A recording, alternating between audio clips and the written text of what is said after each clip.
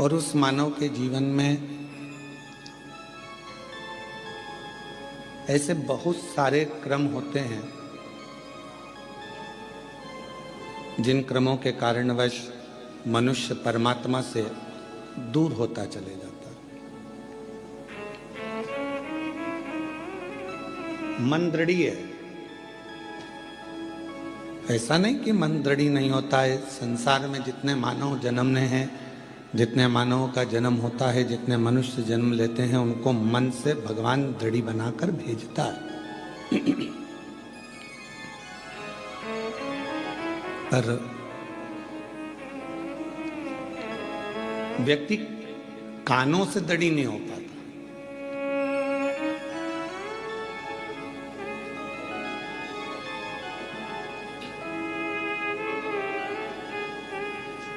केवल एक मन का दृढ़ी बन गया, पर श्रवण शक्ति से दृढ़ी नहीं बना, तो वो मन जब परमात्मा में लगाता है तो उसकी श्रवण शक्ति कहीं ना कहीं इधर उधर भटकती है और वो परमात्मा से फिर दूर हो जाता है।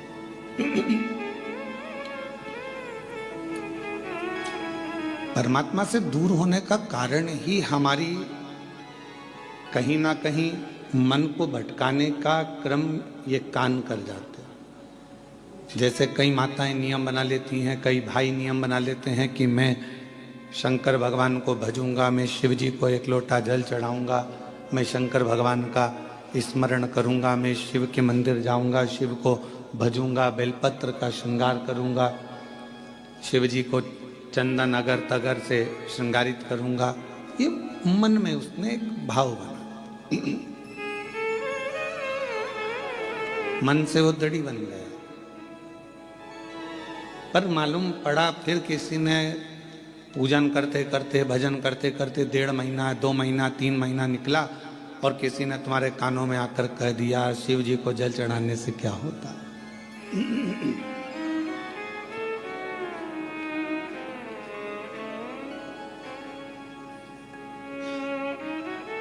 आप तो गलत संगत में पड़े हुए हो, गलत विचारों में पड़े हुए हो, गलत संगत में पड़े हुए हो, गलत भाव में पड़े हुए हो, तो शिव कैसे रीझेंगे। फिर कोई आया, किसी ने आके फिर कह दिया, फिर आके किसी ने आकर कह दिया कि ये तुम गलत करे इसलिए परमात्मा का भजन ना करो। कानों में शब्द पढ़ते जाते हैं और मन भटकता जाता है।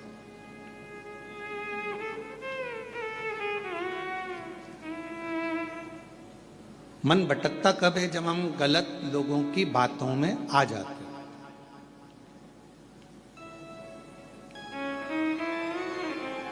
हम गलत विचारों में जब पढ़ने लगते हैं, गलत सोचने लगते हैं, गलत सुनने लगते हैं, गलत श्रवण करने लगते हैं, गलत सुनने लगते हैं, गलत लोगों की संगत में आकर, गलत लोगों के विचारों में आकर हम परमात्मा की शरणागति छोड़ देते हैं।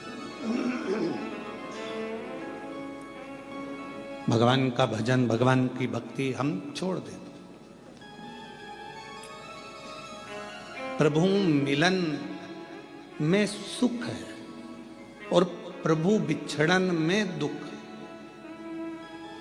जितना हम परमात्मा के करीब में जाते जाते हैं, उतना उतना हमारे जीवन में लोग कहते हैं हम भगवान का इतना भजन करते हैं, हम इतना स्मरण करते हैं, हम इतनी पूजन करते हैं, हम इतनी आराधना करते हैं, हम इतना मंत्र जाप करते हैं, नाम जाप करते हैं, उसके बाद भी हमारी जिंदगी में दुख क्यों आता है।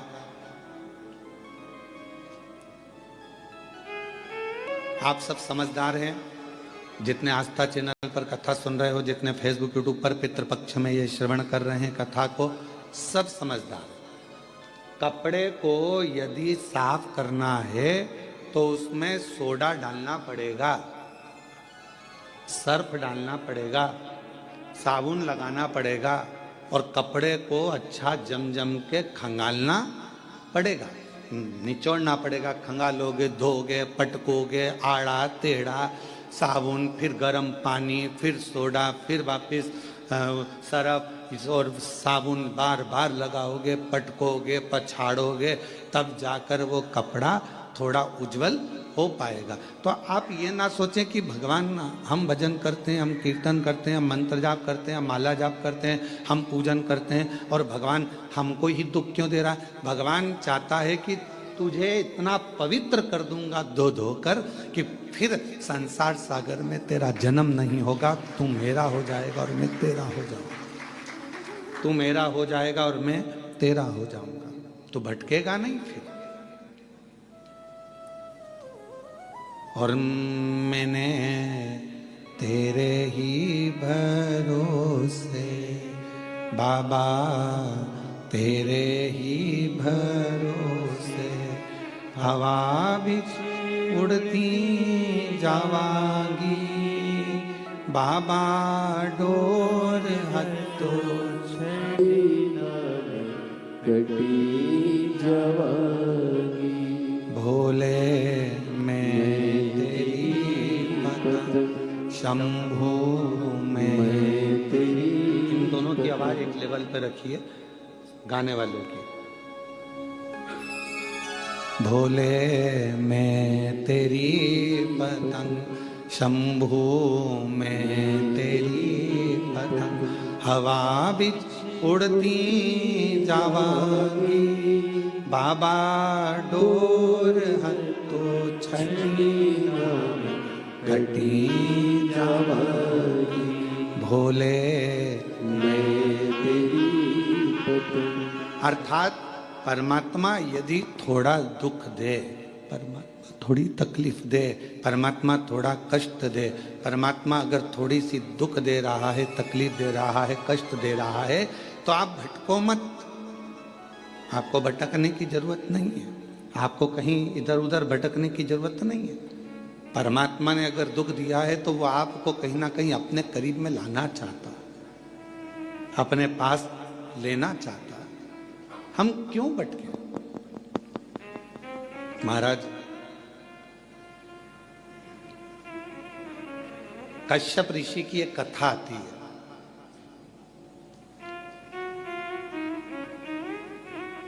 कि कश्यप बाबा, कश्यप ऋषि 12 ज्योतिर्लिंग का नित्य प्रति स्मरण करते थे।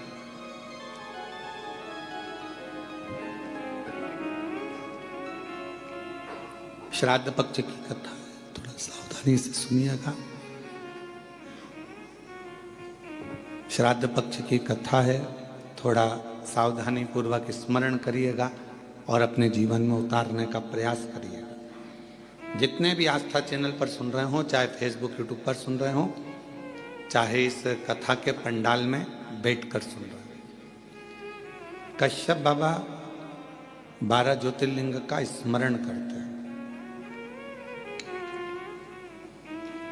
पर कभी उन्होंने अपनी जिंदगी में पार्थिव पूजन करा, हर बार 12 ज्योतिर्लिंग का स्मरण करा, पार्थिव पूजन करा, पर कभी उन्होंने 12वां ज्योतिर्लिंग नहीं बनाया।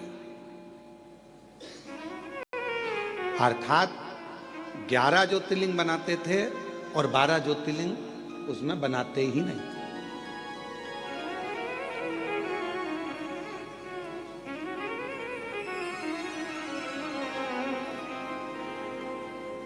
एक दिन देवऋषि नारद निकलकर जा रहे थे।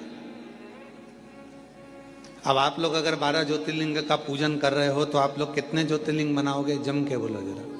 12 बनाओगे ना। पार्थिव पूजन कर रहे हो तो 12 ज्योतिर्लिंग का निर्माण करोगे। पर कश्यप ऋषि 11 ज्योतिर्लिंग का निर्माण करते थे और 12वां ज्योतिर्लिंग नहीं बनाते थे।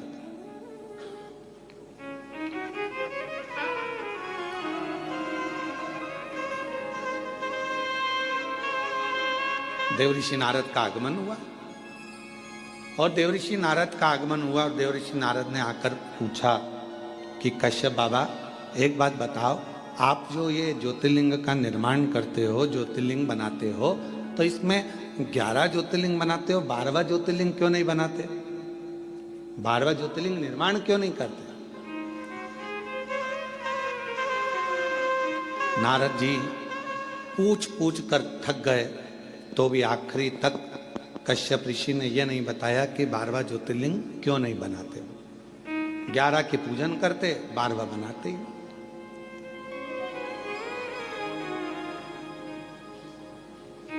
अब करके पास में ऐसी सूचना मिल गई कि कश्यप ऋषि 12 ज्योतिर्लिंग का पूजन करते हैं। पर ज्योतिर्लिंग बनाते कितना है? जम के बोलो जरा, 11। और पूजन कितने ज्योतिर्लिंग की कर रहे हैं? अच्छे से बोलो, आवाज नहीं आई। 12। तो जब 11 ज्योतिर्लिंग का आराधना कर रहे हैं, 11 ज्योतिर्लिंग का निर्माण कर रहे हैं, तो 12 ज्योतिर्लिंग का पूजन का फल कैसे मिले? कैसे प्राप्त हो? तब पार्वती जी एकदम रुष्ट होकर बैठ गई और पार्वती जी शिव जी की आराधना करने लगी। भोलेनाथ जी ने पूछा, पार्वती तुम रुष्ट क्यों? यहां पर एक लाइन बड़ी सुंदर आई है कि पार्वती जी रुष्ट होती हैं तो शिव जी की पूजन करती हैं। हमारा आप सबसे भी यही निवेदन है, अगर मान लो जिस दिन तुमको गुस्सा आए उस दिन तुम महादेव की पूजन करो, उस दिन आप भगवान का आराधना करो। पर उल्टा होता है, जिस दिन रुष्ट होते हो ना, उस दिन तो तुम इतना बोलते हो, इतना बोलते हो, इतना बोलते हो कि जो पहले का करा धरा है ना, उस पर भी तुम लोग पानी फेर लेते हो, वो भी पूरा सत्यानाश मिला लेते हो, उसको भी नाश कर देते हो।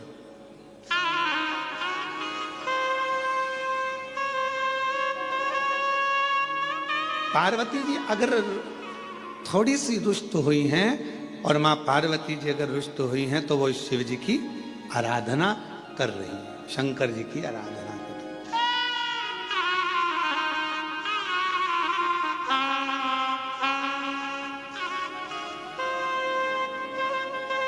और मैंने तेरे ही भरोसे बाबा, तेरे ही भरोसे। मेरा सासुओं से भी निवेदन है, बहुओं से भी निवेदन है, बेटाओं से भी निवेदन है, बाप से भी निवेदन है, भाऊ से भी निवेदन है, और घर में रहने वाले हर व्यक्ति से निवेदन है कि पार्वती के संवाद का स्मरण करना। जब क्रोध आए कुछ नहीं करना, मुख चुप करना, एक लोटा जल उठाना और ले जाके देव अधिदेव महादेव पर चढ़ाना, प्रारंभ करना। थोड़ी देर बैठना, हाथ में माला पकड़ना, नहीं पकड़ो तो प्रेम से मोबाइल को किनारे रखना और हृदय पर हाथ रखकर श्री शिवाय नमस्तुभ्यं, श्री शिवाय नमस्तुभ्यं, श्री शिवाय नमस्तुभ्यं, श्री शिवाय नमस्तुभ्यं। हृदय से अपने मन से भगवान को पुकारना प्रारंभ करो, भाव से पुकारो उसको। झगड़ा कर भी लोगे, सास अपशब्द कह देगी, बहू अपशब्द कह देगी, दोनों ने अपनी आड़ी टेढ़ी बातें कह दी, होगा क्या इसमें महाराज? इसमें एक दूसरे से संबंध दूर बनते चले जाएंगे, टूटते चले जाएंगे। इसलिए जितना मौन रहोगे, शांत रहोगे, उतने अपने जीवन का आनंद पाओ, उतने अपने जीवन को प्रसन्नता के भाव में लेकर जाओ।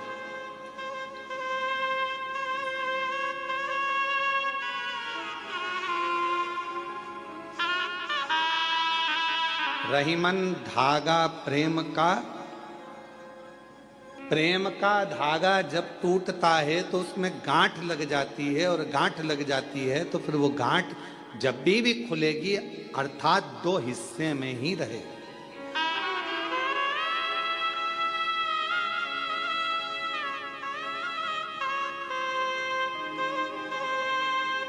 गन्ने का रस पिया है?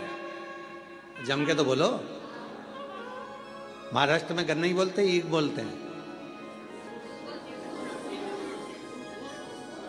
ऊस। अच्छा अच्छा, वो मूस नहीं बोला। अब मराठी में उसको ऊस कहते हैं, तो जो हमारे उधर गन्ना कहते हैं, शुगर कहते हैं, है?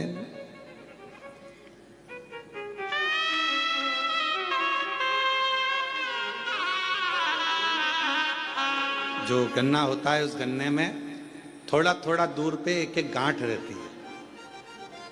गन्ने के पूरे भाग में मिठास होता है, पर जहां गांठ होती है ना उसकी, उसमें मिठास नहीं होता, उसमें रस नहीं होता।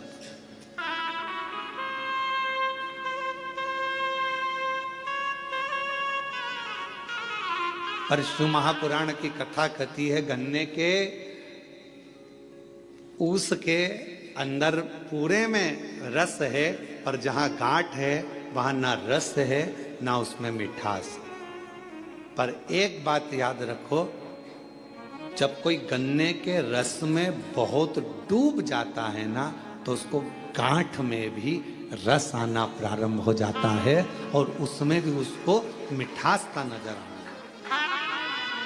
और जितने आप बैठे और हम भी बैठे हैं, हमने भी बचपन में खूब गन्ना छिल छिल कर खाया, पर जो गठान का छिलका था उसको खाते थे, जब गन्ने के रस में इतने डूब जाते थे कि उस गांठ में भी रस आना चालू हो जाता है। और तुमने भी खाया होगा ये पक्का। ऐसा हो नहीं सकता कि तुमने गांठ छीली हो और उसको मुंह में नहीं लिया, उसमें रस मिला। तो